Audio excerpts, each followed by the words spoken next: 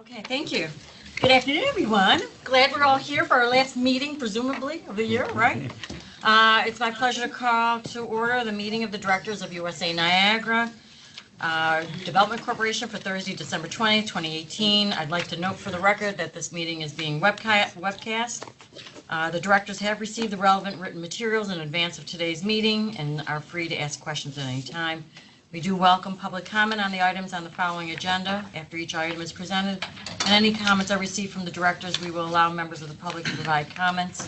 Speakers representing themselves may speak for up to 2 minutes each, and those representing groups may speak for up to 4 minutes each with one speaker per group. Speakers' comments may only address items considered at today's meeting. But before we begin with any substantive portion of the meeting, I'd like to ask the directors whether anyone has any potential conflict of interest with respect to any of the items on today's agenda. No. Hearing none, our first order of business is the approval of the minutes of the directors' meeting of August 15th, 2018. So moved. Second. Thank you. Any questions? No. If not, I'll entertain yes. And we do. All in favor? Aye. Sorry. We're ahead of the game there. Thank you. The motion carries. I'll now ask Paul Tronolo to present an item relating to the appointment of officers. Thank you, Francine. As you're aware, with the departure of Chris Shefflin, the position of the USA Niagara president is currently vacant. In turn, 2 other positions with the board treasurer and the board secretary have been left vacant with changes in personnel, and in the latter case, after the passing of our previous board secretary, Eileen McAvoy. This item for your considerations involves 3 appointments. First, I would take the interim role of acting president, empowered to undertake the day-to-day administrative duties of the corporation pending the appointment of a new president. I'm currently working with Empire State Development's human resources staff to begin a process to identify candidates for a new USA Niagara president. Secondly, you're being asked to appoint Douglas Brissett to the office of Treasurer of USA Niagara. Doug currently holds this office with our parent corporation, Empire State Development, and joined ESD this year after a 30-year career in the private sector. And it's been customary for the ESD treasurer to serve as the treasurer of USA Niagara. So also as part of this action, we're asking you to make the office of treasurer of Empire State Development as an ex officio treasurer of the USA Niagara board, meaning that whoever holds that position with ESD would automatically hold the position with USA Niagara, relieving us of subsequent board appointments like this. Finally, to replace Ms. McAvoy, we're requesting the board to appoint London Cruz. London's on the screen if you want to raise your hand, London, if you can. There he is right there. London joined ESD in 2017 and serves as a paralegal in our law department. He has essentially been performing the corporate secretary duties for several months now. The credentials of Mr. Brissett, Mr. Cruz, and myself are all included in your materials, and the directors are requested to approve the appointments effective immediately and in accordance with all the associated rights and protections of the New York State Urban Development Corporation Act and USA Niagara's corporate bylaws. With that, I'll answer any questions. Are there any questions or comments from the directors? Well, I gotta be honest, I for one, thank Paul for stepping up, and Paul's actually done this a couple of times, so he's kind of revisiting a position that he's had, and certainly Steve, congratulations to you, and just very happy in London. Thank you for joining the team, I guess, right?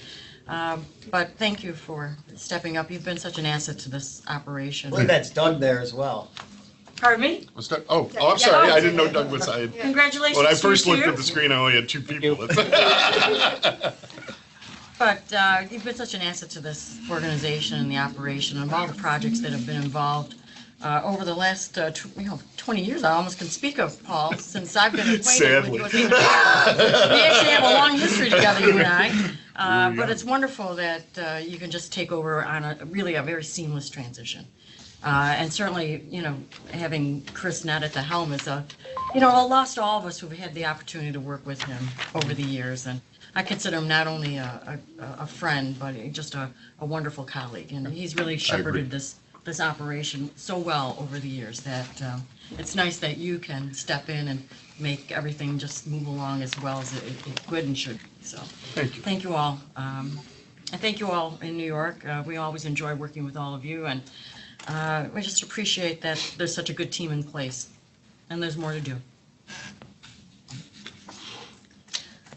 Anybody else? Any comments from the public? If I may have a motion for approval, please? Approved. Well, it's got to go Paul, and then it's got to go Michael, so we're just going to back and forth. For all in favor? Aye. Thank you, and now we'll go on to our next item. Paul's going to present the next item, which, among other things, authorizes the adoption of the proposed general project plan for the 201 Rainbow Boulevard Hotel Restoration Land Use Improvement Project. Paul, take it Thank you, away. Francine. This item, as you just said, involves the approval of a general project plan. That's the official name, but it's the official name for our project to restore and reopen the historic Hotel Niagara. The board members will recall that after acquiring the Hotel Niagara for $4.4 million and after conducting a competitive procurement process in July of 2017, the director selected Brian Wells Development LLC of Syracuse, New York, as the preferred development and also the preferred developer, and also as a responsible vendor as defined by state law. You also authorize USA Niagara to begin negotiations on a formal development agreement with the company to acquire and restore the Hotel Niagara. Today's action to approve the general project is that next step. It permits us to sign the formal land disposition and development agreement with the company, or LDA, for a $42 million restoration project. Now, that $42 million also includes the $4.4 million in acquisition costs that you previously appropriated. Now, there are still some contingencies with the agreement, including finalizing the financing package and the syndication of historic tax credits that will be used, but this is nevertheless a very major step in the project. I'd like to point out that we do have Mr. Ed Riley with us today, the managing partner of Brian Wells. Welcome, Ed. I'm sure that those of you have had the chance to go to Syracuse and stay and see the work that Ed did at the Hotel Syracuse. You can join me in my excitement of having him working on this project. Now, under the terms of the agreement, Brian Wells will restore the Hotel Niagara property into a 160-room upper upscale grade hotel, together with restaurant and banquet facilities, all open to the general public. I should add that over the course of this past year's negotiation of the LDA, Brian Wells has undertaken considerable investigatory and design work at its own risk, and including but not limited to full design work in consultation with the State Historic Preservation Office and the National Park Service for his state and federal historic tax credits, local approvals in consultation with the State Department of Transportation, which actually owns Rainbow Boulevard and controls all access along it, as well as extensive negotiations and coordination with prospective hotel brands and to secure private financing. The general project plan in your materials goes over the specific details of the project, but I'll summarize some of the key points. USA Niagara will provide the property to Brian Wells for $1 and provide a development incentive of $3.5 million sourced from Governor Cuomo's Buffalo Billion Economic Development Program for Western New York. Within 30 days of closing on the property, and this is anticipated by August of 2019, once the developer has secured all his approvals and finalized financing, Brian Wells must begin construction of the project and be completed within 24 months or by August 2021. Brian Wells will hire and pay all construction personnel using New York State prevailing wage rates and make a good faith effort to negotiate a written agreement with the Niagara Building and Trades. Also, in accordance with the New York State Public Authorities law, Brian Wells will enter into a labor peace agreement with the local labor organization representing local hotel workers. The project has a goal of creating 150 full-time construction jobs, and within 5 years of operations, the developer must take steps to create 67 full-time equivalent permanent jobs. The project is subject to USA Niagara's requirements for minority and women-owned business enterprises. There's a goal of 15% for minority-owned business and 15% for women-owned business as a percentage of the $7.9 million in assistance provided. That's the $4.4 million in acquisition plus the $3.5 in incentives. In addition to the historic tax credits, which the developer, as I said, are seeking to syndicate or provide capital funding upfront for the project, other potential sources of assistance the developer is seeking includes a National Grid grant, private bank financing, and a Niagara County Industrial Development Agency standard payment in lieu of taxes agreement or pilot agreement. Within 10 days of executing the LDA, Brian Wells will provide us with a $50,000 deposit in the form of a cashier's check or irrevocable letter of credit to secure timely submission of all required submittals and meeting milestones. Your materials go over a series of required statutory findings that the project must meet to be considered a land development project in terms of undertaking a plan to improve and rehabilitate a substandard property or area, and in a manner that affords maximum opportunity for new investment and does not result in any displacement of household or businesses, and the general project plan sets forth how we meet those. In accordance with the State Environmental Quality Review Act, we conducted a full review of the project and find it will not result in any significant adverse environmental impacts. So based upon the foregoing, we're asking the directors to make the necessary findings and adopt the general project plan, authorize USA Niagara to hold a public hearing on the general project plan, authorize the sale of real property and provide financial assistance to the project, authorize us to enter into the LDA and any other necessary agreements to make the project a reality, and make a determination of no significant effect on the environment and take all related actions. With that, I, or as applicable, Ed Riley, are available to answer any questions. Directors, anything? Mr. Riley, thank you for coming today. No problem. I'm glad you're here. I'm glad we're having this meeting today so we can get to this next step, which is going to lead to many more steps on your behalf. Better. Turning the Hotel Niagara into something that so many of us here who grew up in Niagara Falls remember what it once was. I do have a question. I have been to the Hotel Syracuse. It's been a few years, but I certainly have been there since it was renovated. And when you look at that project and the project that you're going to be moving forward into here, how does it compare? Same level of restoration in the public spaces. So the lobby, et cetera, some of those, the renderings are here, they're computer generated. But the artistic work, the decorative painting, the faux painting of some of the areas, because they actually used to paint a lot of things that look like stone and the like, but they were plaster, will be to the same level. So when you look at the ballroom, and if you've been to the ballroom at the 10th floor of the Hotel Syracuse, they'll be very, very similar in terms of their feel and everything else. As far as the rooms are concerned, the rooms are going to be a little smaller than Syracuse. One of the things that we wanted to do is get as many rooms as possible into the hotel. So we will be taking everything from the corridor wall out to the perimeter wall out. It'll be demolished. And then we put in new rooms based on the rhythm of the windows and on the facade itself. So the rooms will be a little smaller than Syracuse, but they'll still be, the majority of them will still be a little larger than what I would say would be the standard full service room that you'd look at nowadays. So they're going to be a little bit oversized, but not that. The room product, again, will be all new. So when you go into the room, it's a brand new bathroom, it's all new finishes, et cetera, all new FF&E throughout. And it'll be more of not so contemporary as Syracuse. We're keeping this a little bit more in historic flavor. One of the reasons that Syracuse is as contemporary in the room product as it is because it's a full service Marriott with the big M on the building, so to speak. This will not be a full service Marriott or Hilton. What it'll be is it'll be part of their collection, and Marriott has issued a letter of intent for either an autograph or tribute collection on this. It does a couple of things for us. Number one, it allows us to do exactly what I said, was to take the room and make it more custom to what we want it to be. It enables us to keep the name Hotel Niagara on the hotel. I think the Hotel Niagara here has a very positive connotation. To be honest with you, the Hotel Syracuse did not have a very positive connotation when I took that over. Because of the conventions and stuff that stayed there in its last days. So here I think we want to build off of the brand, and we want to make sure that the community knows it's the Hotel Niagara. It's back, and it's got a little bit more of a historic flair to it in terms of where it is. As far as the sports bar is concerned, if you've been in Syracuse, Shaughnessy's is our sports bar. We plan on having the same sports bar here, Shaughnessy's. We'd like to bring that along with us. And then the 3-meal restaurant, which would be to the right of the entrance coming in, the larger room.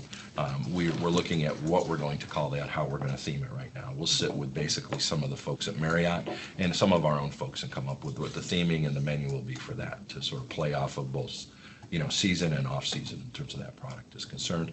And the most exciting thing that we think is a great addition to it is the rooftop bar lounge. Nice. You know, in going and negotiating with SHPO and the Interior Department in the mock-up that we had with the wind and everything that we had, basically we had permission and we got approved that 2 small additions on the top, which add a small bar and a small, let's say, service area up there, along with a cover of about 50% of the seats on the roof itself, and new restrooms up there. So it'll be a self-contained lounge primarily for the outdoor activities, but it can be utilized if there is a little bit of rain or something out there with the covered area. So we're very excited about that. We think that's going to really push a lot of business into the hotel, especially in season.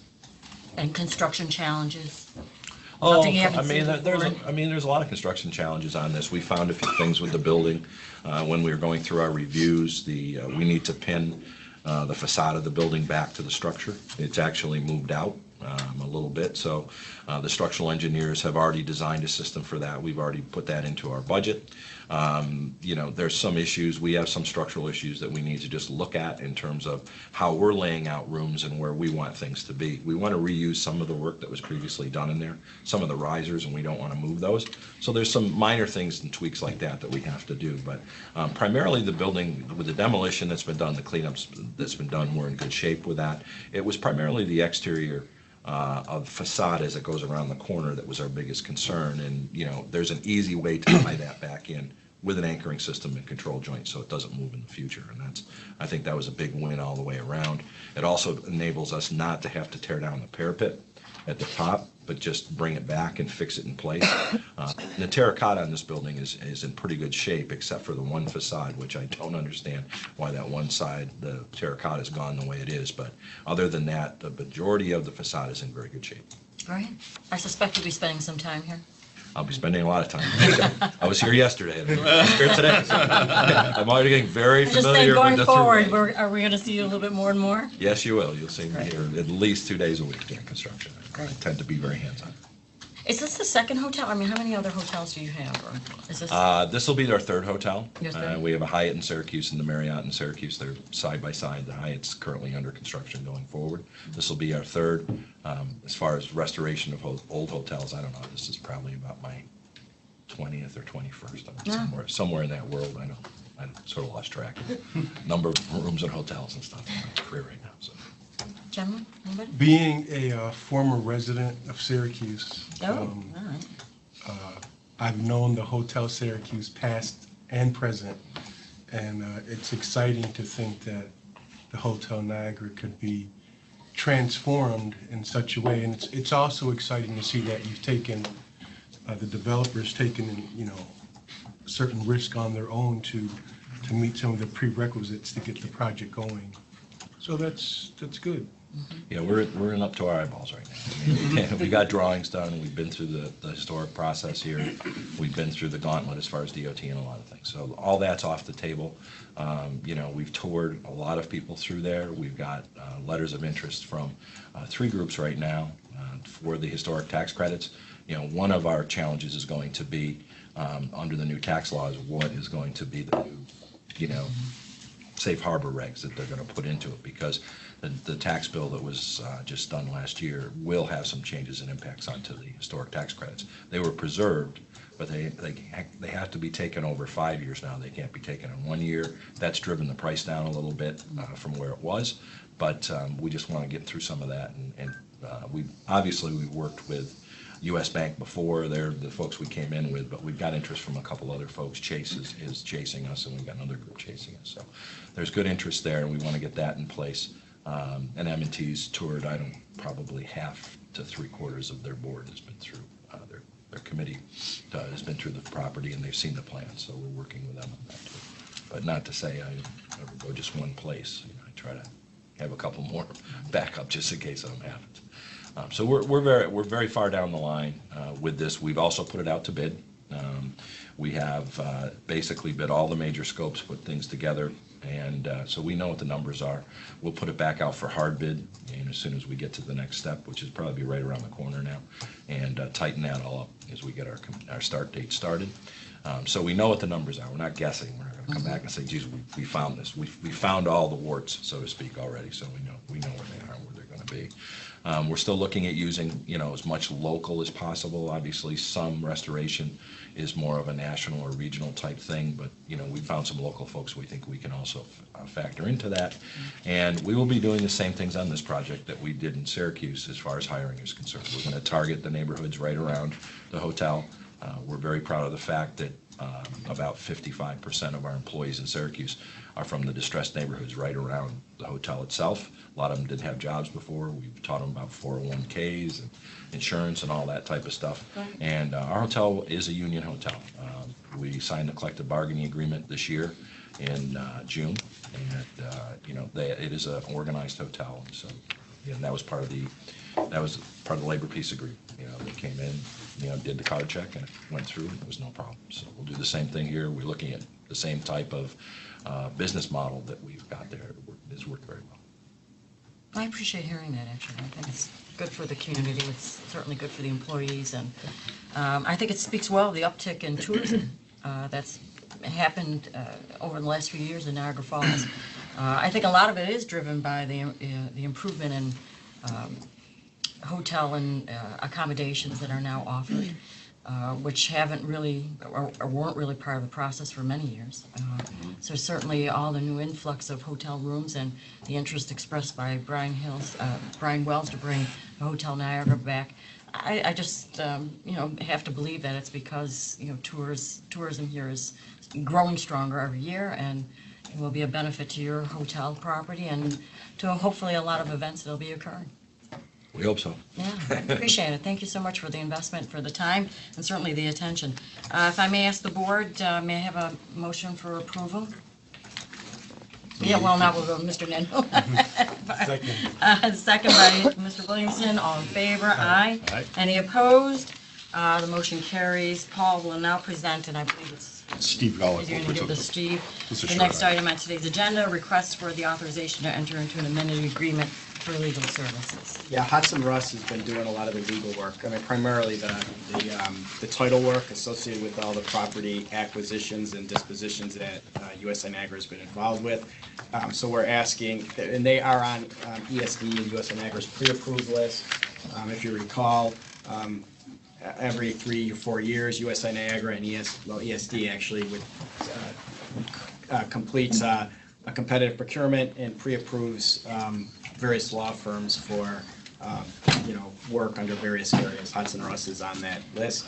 So they've been doing work for several years on these projects, and we need to increase their amount from $100,000 to $200,000. So we're asking the board's approval for that. But again, it's a lot of the nitty-gritty title work, surveys. A lot of the stuff is passed through. Pay for title insurance, title work, things like that. The previously approved $350,000 we approved for due diligence. This 100 will come under that. And will not push us over. So you previously approved the money. We're now amending the contract. Okay. Yeah, and anything that the Buffalo Billion pot pays for the work that, if it's Buffalo Billion related, and all these projects are, so. That's what it's So it's going from 100 to 200? Yes. To be exact, well, it's 99,500 to Okay. 199,500. So there's 500 off mine. Give a $500 discount. Well, Hudson will have to do one less hour work, I guess. 1 hour. All depends on Not who a you. bad deal. Any questions or comments? May I have a motion for approval, please? So moved. Mr. Williamson, seconded by Mr. Nanula. All in favor? Yes. No, any opposed? No. Thank you. The motion carries. Paul? Oh, Sure. yes, I know. You want to do this item for us to the directors for information purposes, and no votes will be required, but Paul, I appreciate your giving this. Yeah, information. just short. I just wanted to bring everyone up to speed with the changes with the departure of Chris Shefflin. Everyone keeps calling me are you replacing Chris Shefflin or are you replacing Chris Shefflin? Actually, we changed the corporate structure regionally. We created what we're calling a leadership team. My colleague Steve Golick, myself, Steve Rinaldi, who leads up our sister subsidiary in Buffalo, the Erie Canal Harbor Development Corporation, and our recently appointed regional director, Amanda Mays. Some of you may have met Amanda Mays. Amanda Mays was originally hired by USA Niagara as the senior project manager to replace Holly Ortman about a year and a half ago. And she's been a stellar employee, and we selected her as the new regional director. The four of us are in a parallel. We work together, we meet weekly to go over everything in terms of the Buffalo and the regional offices and the subsidiaries. In order to do this, the whole purpose of doing this was to encourage some cross-pollination of staff. We have about 40 people that work in Western New York. We have a lot of professional skills. We're looking to marshal those resources as best. So you might be seeing some new faces up here. We're going to be backfilling positions at USA Niagara in terms of senior project manager and obviously president, but that senior project manager also might work on some things at Erie Canal Harbor. The people from Erie Canal Harbor might be presenting to you one day. We're trying to get the most of our people and not be so siloed, and we think it's a good approach, and we're looking forward to it. I'm sorry I ruined your commute. But I wanted to talk a little bit about the parkway removal. As you know, Wasn't all that happy about as coming in. Francine only knows so well in trying to drive here, the Department of Transportation kicked off the first of 3 contracts to actually get into the ground, the implementation phase of the parkway removal project. We had a public meeting that Rob Szanski led, was it 3 weeks ago, right? Just after Thanksgiving. We had over 100 people show up for that public information session, and it represented the formal handoff from planning and design to construction. Basically, we handed it off to the Department of Transportation. They've appointed an engineer in charge. They've established a project office to ask questions. The city, thank you, Anthony Villardo, for helping us set up a project website on the city's website so that if people want to go to there and get that website will be populated from time to time with updated information on what's being constructed along that corridor, so people aren't guessing why they're digging in front of their home. We hope the project will go as smoothly as a 2-year project, major construction project will go, and looking forward to the date where we'll get a really nice stretch of park and a slower commute, but a prettier commute by Francine. I hope so. With that, I have nothing further. I wish you all a very happy holiday season, and turn it back Thank to you, you. Paul. Actually, Anthony, I have a question. For those 2 streets that are impacted, Whirlpool and, Third. one over? Third and Whirlpool. Yeah, I mean, because they're a mess. So is that going to be the last to be, No, it'll be the first to be reconstructed. It will be? Whirlpool Street is the first contract. oh, So good. like when you're coming up, when you're heading south down Whirlpool Street, the southern section of Whirlpool Street from where it intersects with Third and Cedar will cease to exist. And then all that traffic Will feed into will Third. feed into Third Street Okay, there. And, we got a lot of, I was at a South End Housing Initiative meeting last week, and, they were complaining about the condition of the road. I said, well, we knew this was gonna be part of the parkway removal project, and so we were just passionate. We were gonna undertake a major reconstruction on our own when, a year or 2 later, it was gonna be taken care of under this project, so. Right. So the way it'll flow, you'll see the parkway get reconstructed, and that's supposed to be done by spring of 2020, but the majority of the work will be done at the end of the next construction season. They'll come back and do the landscaping. This January, or over the winter, probably January, February, we're gonna start seeing that overpass over the Whirlpool Really? Bridge taken down. It's supposed to be done by Victoria Day? Yeah, they have, it has to be. that's a process. Yeah. That's a big bridge. And right they're there. gonna be closing the Whirlpool Bridge for a period of like 30 or 60 days. Don't quote me exactly, but they have an agreement with the Bridge Commission during the slowest period of the year to close it, to allow that construction, that demolition to go on. And then the last phase, the actual contract has not been awarded yet. It's supposed to be awarded by spring of next year for the actual landscaping and things like that. They want to get the Whirlpool stuff done and the overpass down, and then they're gonna be putting out to bid the last contract, and that will be over the following year. It's gonna be It'll a look mess, better. but it'll look a lot better when it's done, trust That's me. all right. It'll look like the I mean, rendering, we're trust me. reconnecting the waterfront for the first time in generations. I don't grew ever up recall a block away from the river and Never never been able to lived through safely any of get that. there. No, that's right. I mean, we don't know that. Nobody knows I hope that. I'm alive to see it. Yeah, the time frame is fairly, It'll be done.